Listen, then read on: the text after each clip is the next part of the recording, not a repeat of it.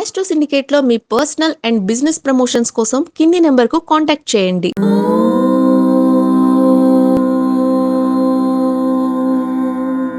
ఓం శ్రీ గురుభ్యో నమః. హరి ఓం.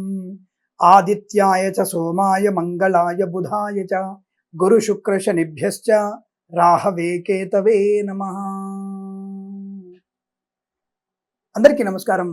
ఒక చిన్న శ్లోకం ద్వారా మీకు ఏ రోజులలో మీరు పుట్టి ఉంటారో ఆ రోజులకి సంబంధించిన దోషం ఉన్నట్టయితే, అంటే తిథి వార నక్షత్రాలతో కలిపినటువంటి దోషం ఉంటే ఈ వార దోషం పోవడానికి ఏమేమి దానం చేసుకోవాలో చెప్పే ప్రయత్నం చేస్తాను. మీరు రాసి పెట్టుకోండి, తప్పకుండా దీన్ని సబ్స్క్రైబ్ చేయండి, 10 మందికి షేర్ చేయండి. ఈ యొక్క వీడియోని పూర్తిగా చూడండి, మీకు అర్థమవుతుంది. ముందుగా ధర్మశాస్త్రం ఏం చెప్పబడింది, వారదోషాల నివృత్తి కొరకు, అంటే వారదోషంలో జననమైతే ఎటువంటి దానాలు చేసుకోవాలని చెప్పేది స్పష్టంగా చెప్పబడింది.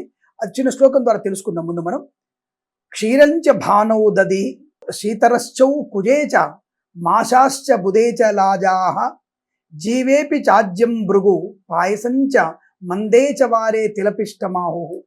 మళ్ళొకసారి చెప్తాను వినండి. క్షీరంచ భానౌ దది శీతరశ్చౌ కుజేచ మాశాశ్చ బుధేచ లాజాః జీవేపి చాజ్యం భృగు పాయసంచ మందేచ వారే తిలపిష్టమాహు. అంటే దీనిని నేను స్పష్టంగా మీకు అర్థమయ్యే చెప్తాను మీకు నేను.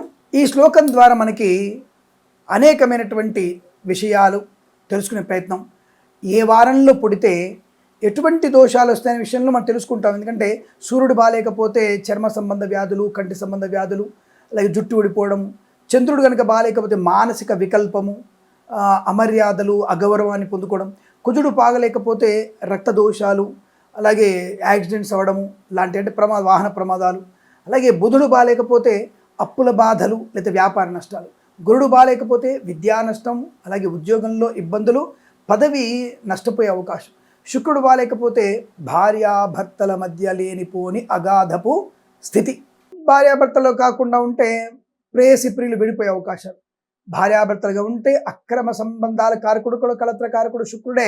శుక్రుడు బాగాలేనటువంటి దోషాలు కలుగుతాయి. శని బాగాలేకపోతే నరాల బలహీనత, నపుంసక స్థితి పొందుకోవడం, ఆడవారి మీద ఆడవారికి ఇష్టం పెరగడం, మగవాళ్ళ మీద మగవాళ్ళకి ఇష్టం పెరగడం, ఈ తత్వం కూడా ఏర్పడుతుంది. కాబట్టి ఈ 7 వారాలు కనుక దోషం ఉన్నట్టయితే, అంటే ఈ ఒక్క దోషమే సరిపోదండి, వారదోషం ఒకటి ఉండదు, తిథి వార నక్షత్ర దోషాలన్నీ కూడా తెలుస్తాయి. సరే, ప్రస్తుతానికి వారదోషం పోవడానికి ఏమైనా ఉపాయం ఉందా అని అడిగితే, మనము తప్పకుండా ఈ శ్లోకం ద్వారా తెలుసుకున్నటువంటి విధానము చేత మనము ఈ పదార్థాలు దానం చేసుకుంటే తప్పకుండా అనుకూలవంతమైన శుభయోగాలు పొందుకోవచ్చు. ఆదివారం నాడు పుట్టినట్టయితే, లేదా మీకు సూర్యుడి వల్ల ప్రమాదాలు ఏర్పడుతున్నట్టయితే ఆవు పాలు దానం చేయండి. ఆవు పాలు ఆదివారం రోజున దానము చేసినట్టయితే చాలా మంచి శుభయోగం కలుగుతుంది. సూర్యుని యొక్క ప్రభావం తొలగిపోతుంది. సూర్యుడి గ్రహం వల్ల వచ్చేటువంటి అనేక రకాల అనారోగ్యాలన్నీ కూడా తొలగిపోతాయి, ఇందులో సందేహం లేదు.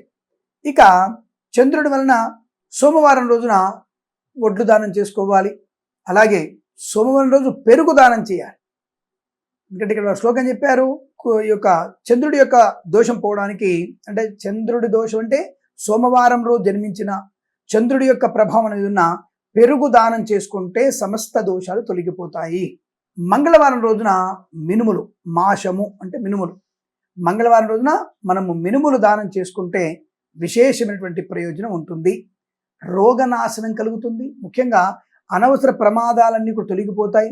ఆకస్మిక ప్రయాణాలు మనకి సానుకూలంగా మారే అవకాశం కూడా ఉంటుంది. మరి బుధవారం రోజు లాజాహ అన్నాడు. లాజాహ అంటే పేలాలు, వ్యాపార వృద్ధి కొరకు. అలాగే బుధవారం రోజు పుట్టిన దోషం పోవడానికి, బుధగ్రహ పీడ తొలగిపోవడానికి బుధవారం రోజున మనము పేలాలు, లాజాహ అంటే ఆ పేలాలు దానం చేసుకుంటే తప్పకుండా మనకి అనుకూలవంతమైన శుభయోగాలు ఉంటాయి. వ్యాపారం కూడా బ్రహ్మాండంగా ఉంటుంది. భాగస్వామి వ్యాపారంతో కూడా కలిసి వచ్చే అవకాశాలు కూడా బలంగా ఉంటాయి. బృహస్పతి వారం అంటే గురువారం రోజున పుట్టిన వారికి, గురుగ్రహ దోషం ఉన్న వారికి ఏమి దానం చేయాలి? గురువారం రోజున నెయ్యిని అని చెప్తారు. నేనేమంటానంటే గో నెయ్యి అంటారంటే ఆవు నెయ్యిని దానం చేయమని చెప్తాను. ఆవు నెయ్యి దానం చేయడం వల్ల గురువారం రోజున గురుగ్రహ దోషం తొలగిపోతుంది. అలాగే గురువారం రోజు పుట్టిన దోషము కూడా తొలగిపోతుంది. అదే రోజు మీరు శనగలు, పసుపు రంగు వస్త్రాన్ని దానం చేసుకోవడం కూడా ఇంకా మంచి శుభయోగాన్ని కలిగిస్తుంది. అనుకూలవంతమైన ఆర్థిక, విద్యా, విజ్ఞాన, బుద్ధి చైతన్యాన్ని కలిగించే అవకాశం, పరీక్షలలో విజయం సాధించే అవకాశం కూడా తప్పకుండా ఉంటుంది. మరి శుక్రవారం రోజున పుట్టిన, శుక్రుడి యొక్క అనుగ్రహం లేకపోయినా ఏమి దానం చేసుకుంటే మంచిది గురువు గారు అని అడిగితే, చక్కెర పొంగలి లేదా పాయసము, అది కూడా బెల్లము ఆవు పాలతో కలిపినటువంటి పాయసాన్ని మనం దానం చేసుకోవడం విశేష ఫలితం. తప్పకుండా మంచి చిక్కటి పాలతో, ఆవు పాలతో చక్కటి మంచి గుమగుమలాడేటువంటి ప్రసాదాన్ని తయారు చేసి మనం ఎవరెవరికైతే మనం దానంగా ఇచ్చినా బ్రాహ్మణుడికి దానంగా ఇవ్వాలి. ఇవ్వడం వల్ల చాలా మంచి ప్రయోజనము, అన్యోన్య దాంపత్యము, ప్రేయసి ప్రియులు పెద్దల అంగీకారాన్ని పొందుకోవడము, శుభకరమైనటువంటి ఆర్థిక ఆనంద లాభాలు, వ్యాపార భాగస్వామితో కూడా అనుకూలంగా ఉండడము, లాంటివన్నీ కూడా శుక్రుడి యొక్క అనుగ్రహంతో కలిగితే మనకి జనాకర్షణ ఉంటుంది. బట్టల వ్యాపారంలో కానీ, కన్స్ట్రక్షన్ వ్యాపారంలో కానీ తప్పకుండా మనకి అనుకూలంగా జరిగే అవకాశం.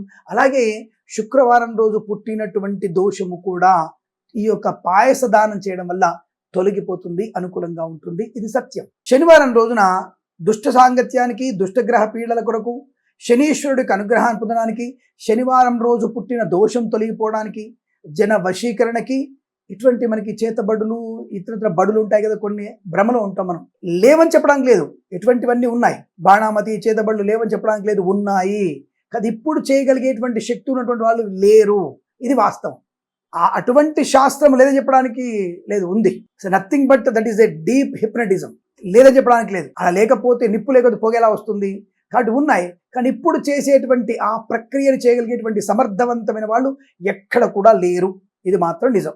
కాకపోతే అలా ఎవరైనా సగం చేసి ఇబ్బంది పెడుతున్న వారు ఉంటే వాళ్ళకి ఎటువంటి ఇబ్బందులు ఇవ్వడానికి, జనాకర్షణ పోవడానికి, దుష్టగ్రహ పీడ పోవడానికి, శనీశ్వరుడికి అనుగ్రహం పొందడానికి, శనివారం రోజు పుట్టిన దోషం నివృత్తి అవ్వడానికి నువ్వుల పిండిని, నల్ల నువ్వుల పిండిని మనము దానంగా ఇవ్వాలి. ఇంకా ఈ నువ్వుల పిండిని బెల్లము కలిపి ఆవుకు తినిపించాలి. అలాగే ఆ శనివారం రోజునే ఈ నువ్వుల పిండి బెల్లము ఆవుకు పెట్టిన తర్వాత గో ప్రదక్షిణం చేసుకుంటే ఇంకా మంచి విశేషమైన ఫలితం కలుగుతుంది.